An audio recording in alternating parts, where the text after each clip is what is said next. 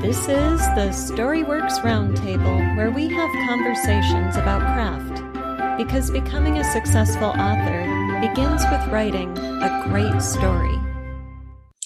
Hello and welcome to this week's Storyworks Roundtable. Today, Kathryn, Robert, and I are talking about ambiguity. So, ambiguity, kind of hard to define. I can't quite put my finger on it. I know. This, I know. That. Yeah, it's, I think I have to think about this one. Kathryn, are you on mute? I am sorry. My laughter has been removed from the world. For video only. How ambiguous of you, Alida. Well, so talk to me about writing ambiguity into your stories. Do you do it, love it, hate it? Have you ever thought about it before? Yeah, definitely. Yeah. Isn't that kind of part of, in my opinion, you need the ambiguity a little bit because that's the mystery, right? That's where you have things that the reader's interested in. And maybe I'm simplifying that down too much, right? But I mean, if you're always defining everything exactly how the reader should always perceive it, then you're dictating the story rather than allowing them to experience it. And I mean, there are different levels of ambiguity, but I feel like this is just a really fun tool. The slider. Mm-hmm. How much do I want to leave for the readers to think about? And how much do I want to tell them in each and every, part of the story? Right. Well, and what you just said, leave the reader to think about, is really important because we should distinguish between intrigue and ambiguity. So intrigue is when you plant the question in the reader's mind, and then the answer is revealed later as the story progresses and things unfold, or, characters make discovery, action happens, etc. Ambiguity is something you leave open-ended, that you do not reveal an answer to. So it's up to the reader to take it away, to think about it, as you said, Kathryn, and then the reader has to make meaning because you did not provide the meaning. So in that sense, it's distinct from creating intrigue or leaving a hook at the end of a chapter, at the end of a book that leads into a different book, So you're saying it's only ambiguous if it never resolves in the story? Yeah, if you don't tell the reader what it means, and so the reader has to decide for herself. Yeah. Mm-hmm. Okay. Oh, that's a difficult one, then, isn't it? Because then that means that you've done that deliberately as an author. Yes. Which means that you want to leave the reader with some sense of having to make that decision for themselves, which some great stories do. They, the denouement is left for you to live for yourself in your own mind. And I know it drives some readers nuts because I really wanted to know. I wanted to know what happened to Eric. And then Sheila, I mean, for God's sake, I've got to know what happened. So yeah, I can understand that part. Mm-hmm. In the middle of the story, or somewhere, in between the beginning and the ending, what would I want to leave as ambiguous? Well, so for example, say you've got a story in which a character maybe had an affair, maybe didn't. Yeah. And, that character is not the point of view character, and the narrator does not reveal to the reader whether the character did or didn't. So the spouse might have evidence pointing in both directions, and the reader has evidence pointing in both directions. Yeah. So if you are never told which one it was, if the narrator doesn't reveal it to the reader, and the point of view character either never knows for certain and lives with that ambiguity, or maybe knows but doesn't let on, right? Yeah. Maybe has a coffee date with the best friend and says, "Oh, I know what happened," but doesn't say what happened. Lets it just hang there. then it's left ambiguous for the reader to look at the evidence within the story and decide, yeah, I think this person cheated. Okay. Or, no, I really want to come down on the side of not cheating. So that's an example of ambiguity where, you know, the character in question would know for sure.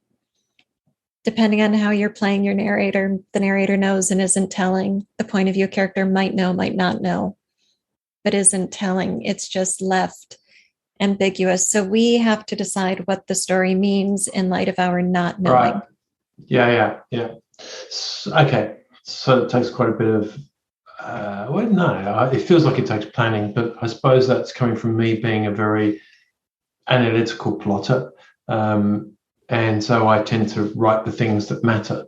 So I don't, I'm doing myself a disservice by leaving out thinking about what should I leave ambiguous, because from what you're saying is that you're potentially increasing the vicariousness of the story by allowing the reader to effectively become part of it by having to make some of the same decisions that the characters already made, but you're not telling them what those decisions were. Because if you explain everything, a story can become tedious. I get it. I get it. You're angry because he had the affair. Yeah, I get it. We don't. It's not okay. Ambiguity means it's left to interpretation. Yes. And every story is an interpreted experience because words cannot convey the full experience. So by introducing something that's very ambiguous, you're deliberately providing the possibility for the reader to have an interpretation that you don't care either way how it comes out. Well, you do and you don't. I mean, you don't care in the sense of it doesn't matter. It's ambiguous, your answer. I'm sorry. Sorry.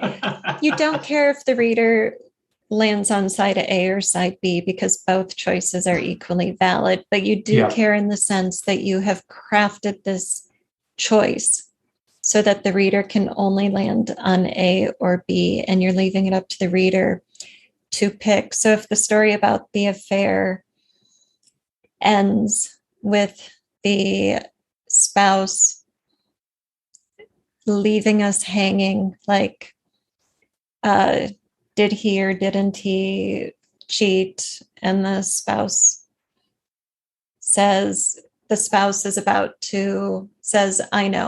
I know what I know. And I'm about to walk in and confront my lover or have an evening with my lover, right?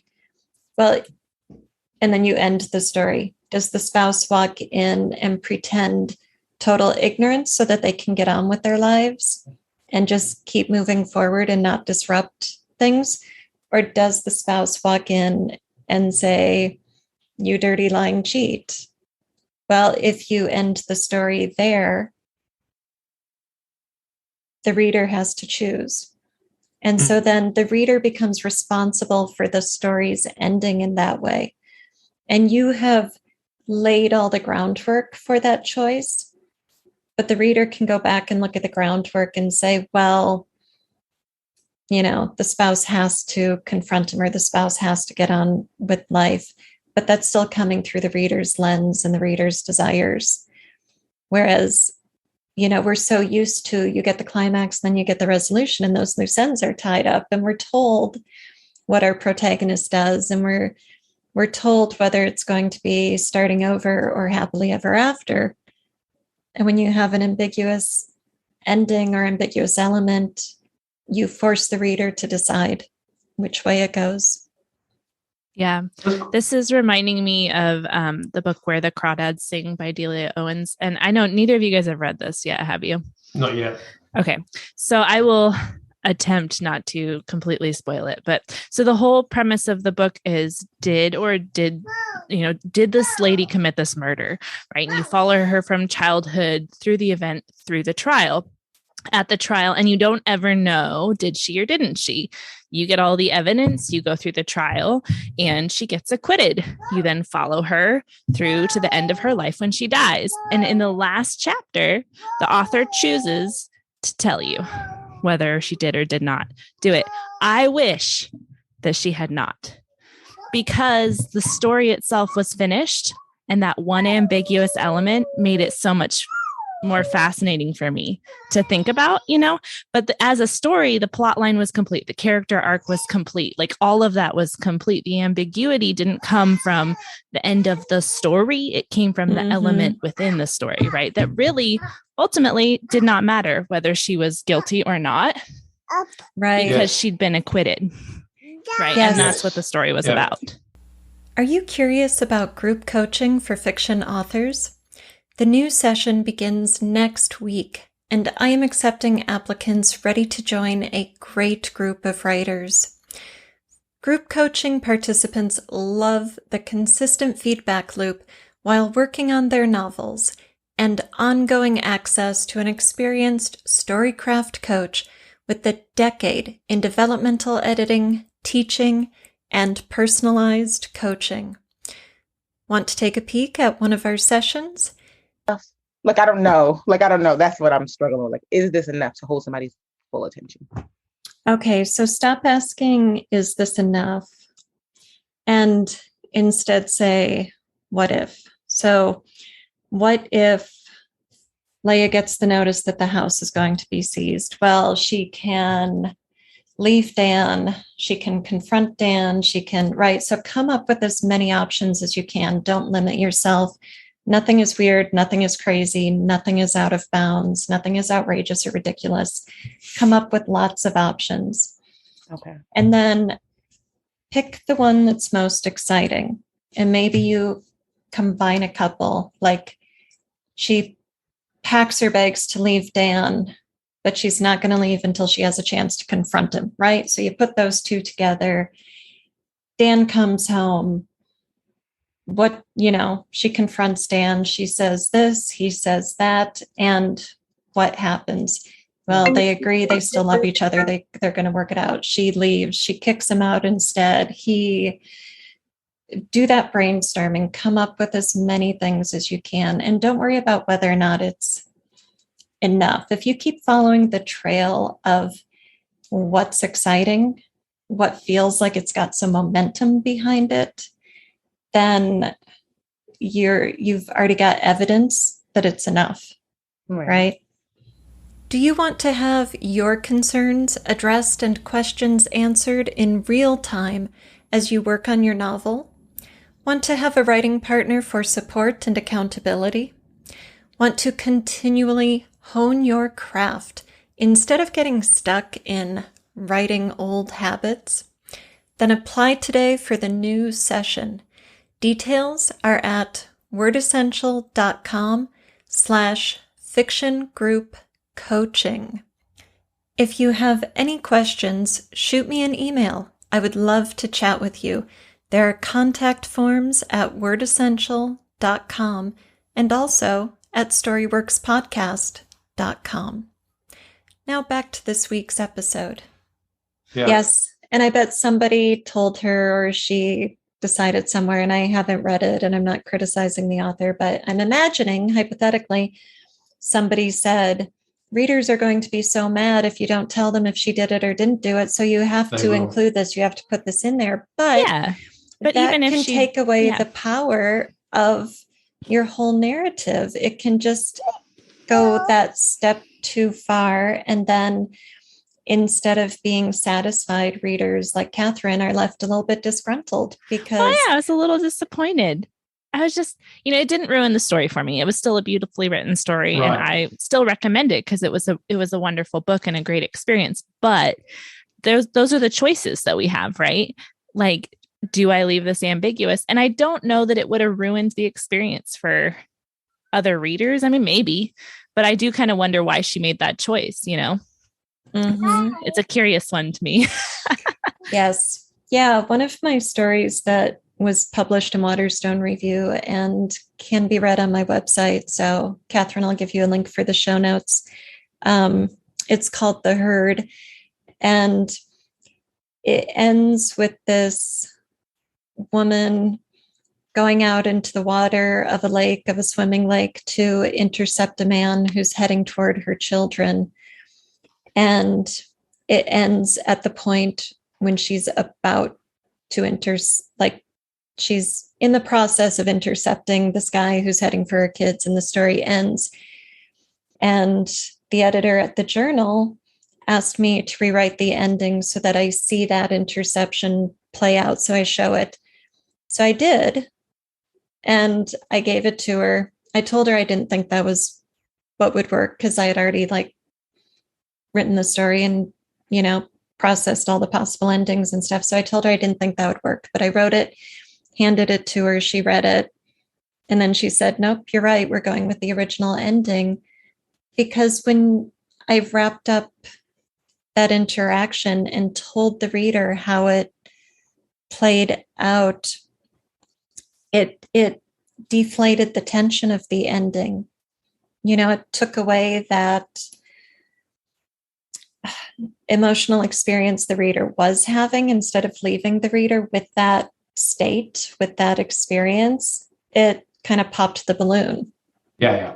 You don't want to rob people. It's like you're sitting in a cinema where a very emotional movie is just finished, and then the lights come up and the jolly music happens, and you're sort of thrown out of your reverie. And so I can see that being heavy-handed sometimes is also difficult. I was thinking also when you were saying about how you're wanting to leave the reader wondering whether the person had an affair or not. It takes a lot of care to then write the characters around that so that either possibility is clear. Because you don't want to, oh no, that would never have happened. You could tell by her reaction or his reaction. So I think takes quite a lot more skill to write ambiguity. And one of the things that I think is important to me anyway in storytelling is specificity allows people to attach to things that make sense to them, right? So, you don't just say she entered the room. You might say, she strode into the room and threw herself down on the couch. You do things with a level of specificity that bring the internal imagery. So to be able to do a level of specificity that doesn't give away how the characters what they actually know, or if they do indeed know, and still leave it ambiguous. That's an interesting skill set. So no wonder you open with, how do you write ambiguity? More carefully, obviously.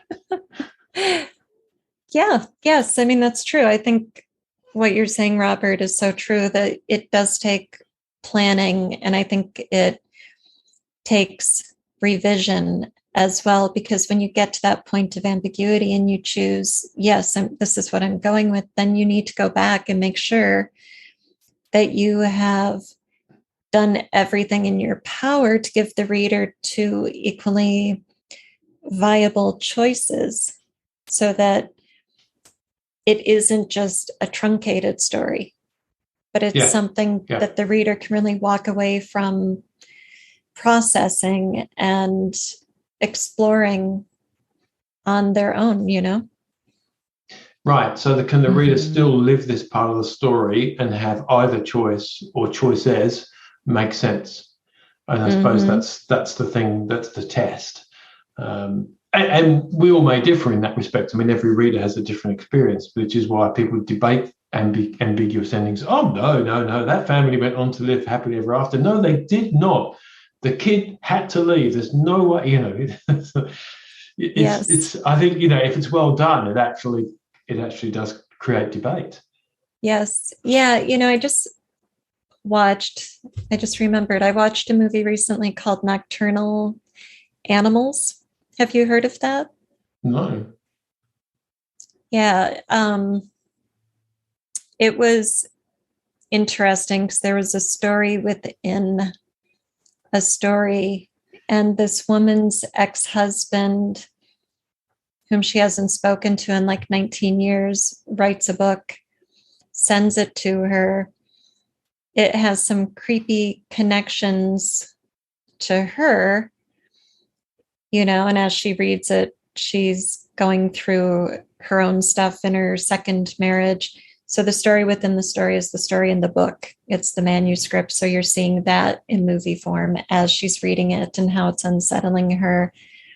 And at the end, she messages her ex and says, congratulations, it's a beautiful book and you're in town. Why don't we get together? And so you think, okay, now we're going to find out, was this manuscript sort of a revenge fantasy because she left him? Was it, where is this going? You've got all these questions in your mind. And so she goes to the restaurant to meet him and he stands her up. He's a no-show and the movie ends. And so as a viewer, you're like, well, what was the deal with that book? And why did he send it to her if he wasn't going to see her? And what does she make of this? And was she and it wasn't, in a sense, it felt unresolved, but in a sense it didn't. It was more the ambiguous ending of ooh, now I just have to think about this and make my own sense of it. And that's how real life is so often, where we don't get the answers we want and we don't see how everything turns out, It's a fine line, isn't it? Between having readers throw the book across the room and say, "Can't believe you ended it there," and then being, putting it down on the Kindle or the book on their chest and go, "Oh my goodness, I wonder how that plays out." Yes, it's a fine line. So yeah, it takes skillful writing to do that and not upset your reader, which I guess is why even extremely commercial books like Where the Crawdads Sing have maybe what seems like a bit of a shoehorned pacifier at the end. Mm-hmm. Yeah. And I love what you just said about the reader's reaction. That's exactly right. If we're talking about endings, obviously it's even more high stakes for you as an author that you get that right. I mean, there might be times within the story that you want ambiguity and it's not going to critically change the story. Yeah. Either way, you just want it because it shows a certain, maybe, it reveals something about the way the character's behaving. I was just thinking about, I'm reading a mystery suspense series right now, and I'm really loving it. And there's a lot of ambiguity throughout because the detective is going this way and she doesn't quite figure out that is or isn't, and then this way and it is or isn't. And there's a lot of this you don't know. And she doesn't resolve all the side things, right? She just eventually finds the right one, but you still don't know why they were over there at midnight, or why this person was. But that's kind of the fun of it, is all of that I don't know. And you're sussing it out in your mind. And those are the red herrings, right? But she doesn't tie all those ends up at the end. She doesn't go back and interview them. So what were you really doing at midnight on the 4th? But that way you get the ambiguity kind of helping to drive your own thought process as a reader, as the detective is doing her own work. You're following along in the same thought process rather than just having it spoon-fed to you. Mm-hmm. Yeah. And what an interesting reminder that sometimes in some stories, it's okay to leave those loose threads. You can make that work for you instead of against you. Yeah. Yeah. And it's not like they were important to the story. It's not like your reader at the end of the day is going to say, this book, I hated it because I didn't know, that those are the things that you kind of, like you said, makes it more real to life. She doesn't know what everyone's doing, and that's okay. And your reader feels the same way at the end of the day. So I think this is a real skill, actually, and not for just red herrings in detective and suspense. I was actually thinking about this very thing the other day with the whole Chekhov's gun idea, that we get used to the fact that these finely crafted series on TV, for example, when something is shown, it has to pay off. And the idea of ambiguity is that yes, it's going to pay off, but we don't know how. And it's up to the reader or the viewer to make that up. So I think there is a danger in talking through carefully crafted plots that everything you introduce must have a payoff or feature later. But what you're saying is that we might be able to do that and not have it pay off later, but still have it be an important part of the story, because the reason it doesn't pay off is because it's fine for it to be ambiguous. Yeah. Or Mhm. the payoff is that she was chasing this lead that was ambiguous. Correct. And it took Yeah. her away from something else, which Right. caused something else. So your payoff doesn't have to be the answer to the question. No. Right. So the ambiguous element has to maintain our forward movement through the story, and it has to be meaningful to the story, but it doesn't, as something ambiguous, it's not going to be resolved. It's not going to be tidily tied up at the end, and I think that's Yes. a good distinction to keep in mind. Ambiguous doesn't mean that you just have this story element dangling off to the side, right? Yeah, that's right. Yeah, it's still purposeful, and it maintains our forward movement. Yes, I mean, I was just thinking about this, like the whole Chekhov's gun thing. You can just imagine this character, this guy going into a bar and reaches over and slips his hand over in behind the bar and pulls something out, a wad of money or something, and slips it into his pocket. As a reader, you're going to expect that somehow has to reappear in the story. So, there are things like that are so specific, you probably don't want to leave ambiguous. But there are other things that you might introduce that the reader doesn't need to have paid off, or as Kathryn said, pay off in a different way because they steer the story. Mm-hmm. I like the conversation. I think it's very interesting because, as I say, being a very sort of specific and analytical plotter, I tend to leave out things that are irrelevant. So I've probably brushed aside ambiguity. That's irrelevant. But I don't need things to be that. I want my story to be cut and dried. Mm-hmm. Yeah. And I think one of the payoffs of ambiguity is that because it leaves something open for the reader to chew on and make a decision about, you are gifting the reader this power of interacting with the story in a way that we aren't usually gifted. Instead of just saying, oh, that's really cool how that turned out. I was moved. I understood. Whatever. You get to actually have some decision-making power in your experience of the story. Yeah. I was thinking about telling stories to little kids. When you tell them things that are too specific, no, they didn't. They had a really big sword, So you definitely need to leave things ambiguous for kids so that they can. And this is exactly what you're saying, as adults, we pass across some of the story, and we always do that when we're writing fiction. We as I said before, you can never really write a complete story because words are only a fraction of an experience.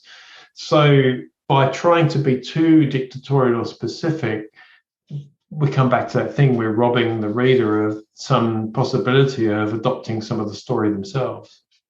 Mm-hmm. Yes. It is. All right, everybody, go be ambiguous. Yeah, I'm no longer ambiguous about ambiguity. Mission complete. Thank you for listening to the Storyworks Roundtable. Find all our shows, show notes, and videos at storyworkspodcast.com.